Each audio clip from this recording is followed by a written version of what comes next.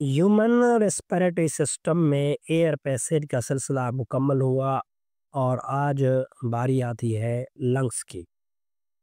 Human में जो lungs होते हैं उन्हें हम कहते हैं कि ह्यूमन लंग्स पेयर्ड फॉर्म में होते हैं। पेयर्ड यानी दो लंग्स होते हैं एक दूसरे की तरह। जहाँ लफ्ज पेयर्ड होता है उसके माने होते हैं कि ये दो हैं लेकिन एक दूसरे जैसे हैं। अगर ये पूछा जाए कि वे उनका कलर क्या था नहीं मतलब है इस वक्त भी, तो हम कहेंगे कि इनका जो कलर है वो होता है पेनकिश। पेनकिश पेनकिश कलर। ह्यूमन लंग्स को कहा जाता है कि ये बायोलॉजिकल नेम में आप इन्हें पल्मो कह सकते हैं। इसके अलावा ह्यूमन लंग्स जो है वो होते हैं स्पंजी। स्पंजी स्पंजी की मीनिंग होती है कि वो बालून के लेयर की तरह सॉफ्ट होते हैं और एयर से फिल्ड हो जाते हैं और एयर प्रेशर को नेगेटिव फॉर्म में रखते हैं, क्योंकि बाहर इन्वायरमेंट में एयर ज़्यादा है और लंग्स के अंदर कैपेसिटी जो होती है लंग्स की वो बहुत कम होती है। इसके अलावा अगर हम ये कह दें कि outer outer outer surrounded membrane, lungs के ऊपर एक मेम्ब्रेन पाई जाती है, उस मेम्ब्रेन को कहते हैं प्लेन्यूरल प्लेन्यूरल मेम्ब्रेन। ये मेम्ब्रेन लंग्स के ऊपर होती है। ये जो प्लेन्यूलर मेम्ब्रेन है ये बनाती है एक फ्लूइड। उस फ्लूइड को हम क्या कहते हैं? प्लेन्यूरल फ्लूइड। ये प्लेन्यूलर फ्लूइड जो है ये लंग्स को सॉफ्ट भी रखता है और उनमें स्पंजी कंडीशन में ब्रीथिंग सिस्टम में भी मदद करवाता है। और ये प्लूरल फ्लूइड बनाने में किसका रोल होगा? वो होगा प्लूरल मेम्ब्रेन का। इसके अलावा वैसे तो लंग्स जो है वो चेस्ट कैविटी में मौजूद है या थोरेसिक कैविटी हम कहते हैं, लेकिन अगर इनकी अपनी एक जगह देखें, जैसे हार्ट अपनी जगह पर मौजूद है, लंग्स अपनी जगह पर मौजूद है, लिवर की अपनी जगह है, इंटेस्टाइन की अपनी जगह है, तो इस हवाले से अगर देखें तो इनकी एक कैविटी होती है जिसे कहते हैं प्लूरल प्लूरल कैविटी। ये वो कैविटी है जहाँ पर हमारे पेयर ऑफ लंग्स मौजूद है।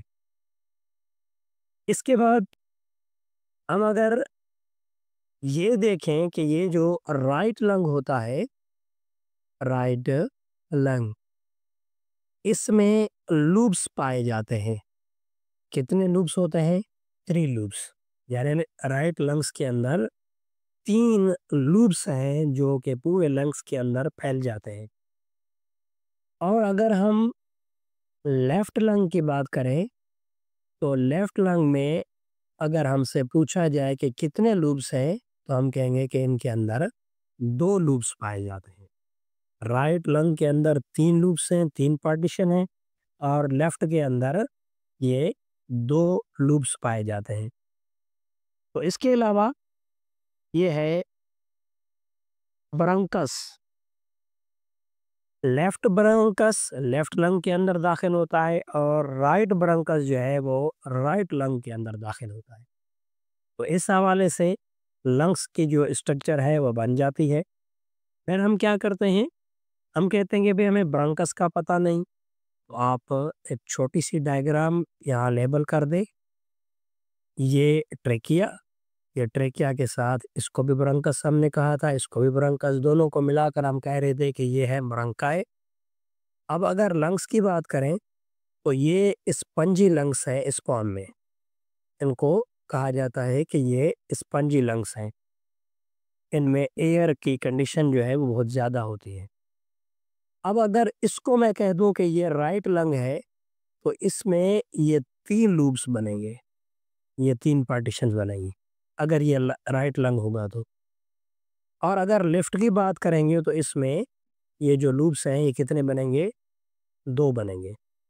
अब इसके अंदर भी ब्रोंकस दाखिल हो रही है और इसके अंदर भी दाखिल हो रही है।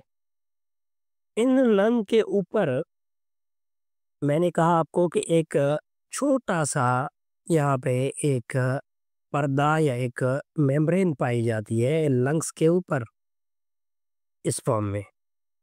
इस पर्दे को हम क्या कह रहे हैं? इसको हम कह रहे हैं कि ये जो मेम्ब्रेन है और इस मेम्ब्रेन का नाम है प्लूरल मेम्ब्रेन।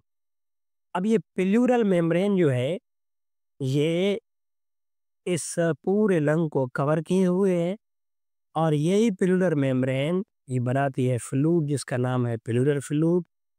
और प्लूरल फ्लूइड जो है वो लंग्स को सॉफ्ट भी रखता है और गैसेस एक्सचेंज में, ब्रीथिंग में हमारी मदद भी करता है।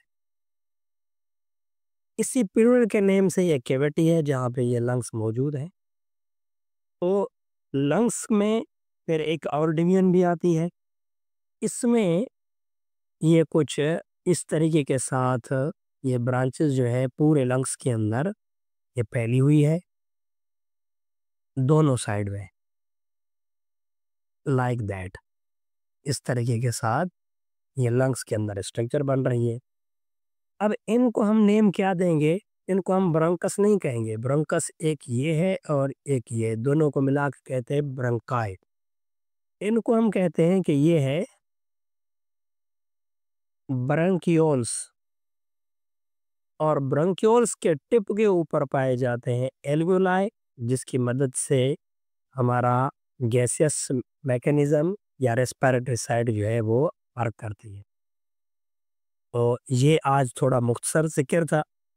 अगले टॉपिक में फिर हम इनकी एनाटॉमी को देखेंगे कि गैसेस एक्सचेंज कैसे होती है या रेस्पिरेटरी साइड किस तरीके के साथ वर्क करती है।